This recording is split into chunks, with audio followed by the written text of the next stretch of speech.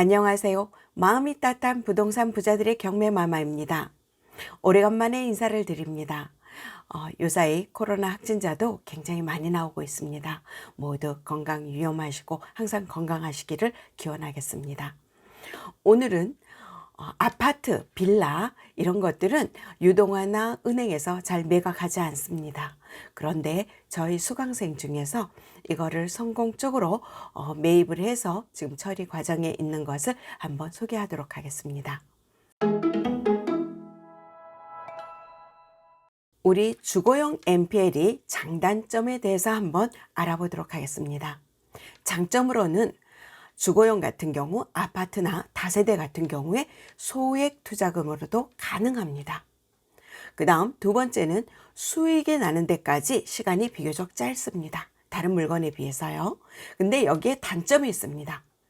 이 부실채권을 매각하지 않습니다. 유동화나 은행에서 매각을 잘 하지 않습니다. 이유는 우리는 예상 낙찰가를 아파트나 빌라 같은 경우 예상 낙찰가를 우리는 쉽게 확인할 수 있듯이 은행에서도 쉽게 파악을 하고 있습니다. 그렇기 때문에 잘 매각하지 않습니다. 그 다음 만약에 매각을 한다 해도 원금 이하로는 절대 없습니다. 거의 비싸게 매각을 하게 되죠. 이런 단점을 갖고 있습니다. 은행에서 예를 들어 101호, 201호, 301호, 401호 이 호수 4개를 한꺼번에 공동담보로 대출을 했다고 봅시다.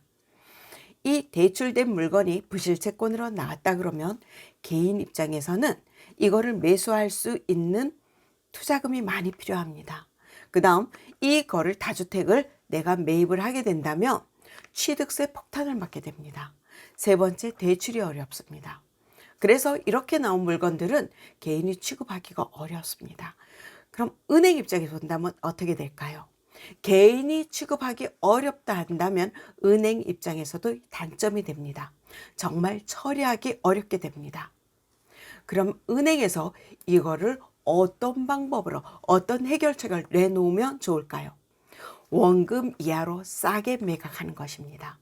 이 부실채권을 원금 이하로 싸게 매각을 한다면 그래도 살 사람이 있을 것입니다.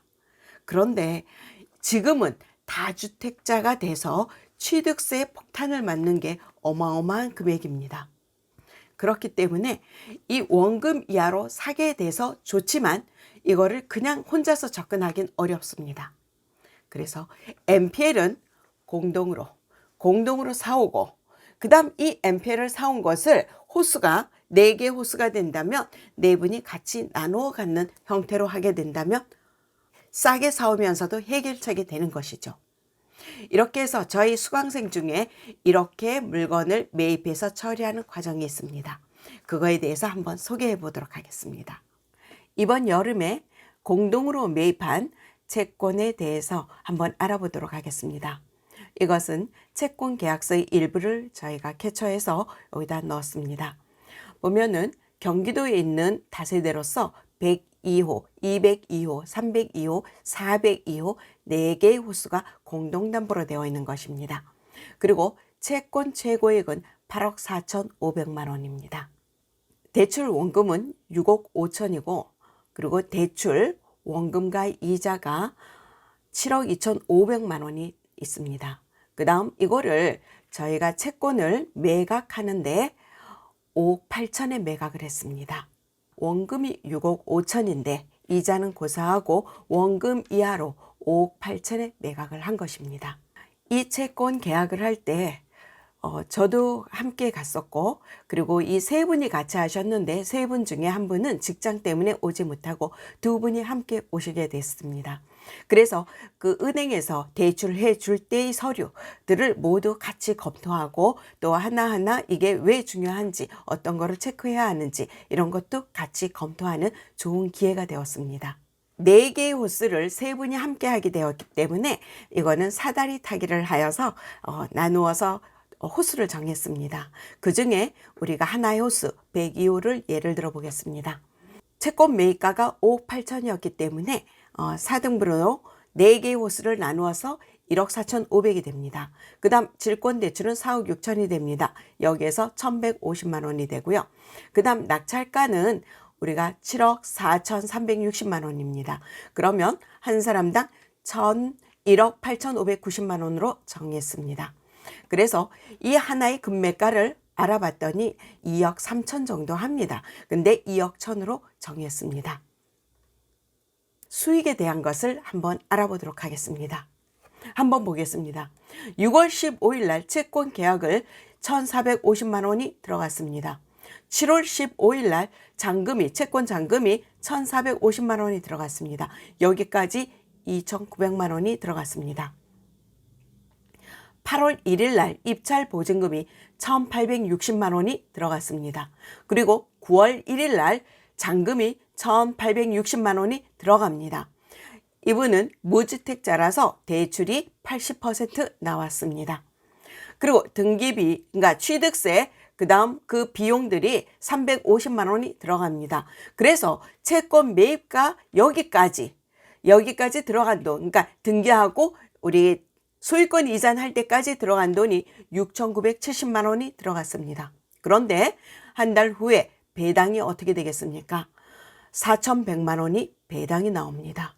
그리고 내가 이 채권을 사면서 들어갔던 돈 2,900만 원도 나오게 됩니다. 그러니까 7,000만 원이 나오게 되죠. 이 집을 소유할 때까지 들어간 돈이 6,970만 원인데 내가 7,000만 원이 배당 때 다 나옵니다. 그렇게 된다면 나는 집을 아직 팔지 않았어요. 세도 놓지 않았어요. 이런 상황에서 수익금이 30만 원이 생겼습니다. 그런데 매매를 하게 된다면 매매를 2억 1천으로 잡았습니다. 그리고 대출금을 빼고 난다면 6,120만 원이 남습니다. 예, 수익금이 6,150만 원이 되겠죠. 그런데 우리 양도세 또 이런 저런 경비를 넉넉히 잡았습니다. 그래서 2천만 원이 나가게 된다면 순수 수익금은 4,150만 원이 됩니다. 자, 우리 경매는 내가 매각할 때까지, 매매할 때까지 돈이 묶여 있습니다.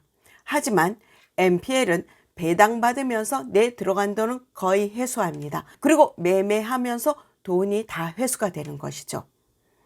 그런데 NPL은 채권을 사가지고 와서 싸게 산다, 이런 개념만 보신다면은 NPL의 장점이 1차적인 것밖에 보시는 게 아닙니다. NPL의 장점은 먼저 저렴하게 살 수 있고, 두 번째 우리가 확실하게 낙찰을 받을 수 있고, 돈도 우리가 내 집이 내 소유가 되면서도 돈이 거의 묶여 있지 않는 그런 구조로 우리는 바라볼 수도 있습니다. 지금 우리 이자가 많이 올라가고 있습니다. 경기도 어려워진다고 합니다. 이럴 때일수록 우리가 빚을 보는 게 NPL입니다. 어려운 상황 속에서 NPL이 호황이라고 얘기하는 게 너무 조심스럽지만 사실 NPL은 경기가 어려울 때, 그리고 이자가 많이 올라갈 때 NPL은 호황기가 됩니다. 이거를 미리 NPL 공부를 하셨다가 이 호황기를 맞이하셔서 적극적으로 많은 수익을 보시고 다 부자 되시기를 응원하겠습니다. 감사합니다.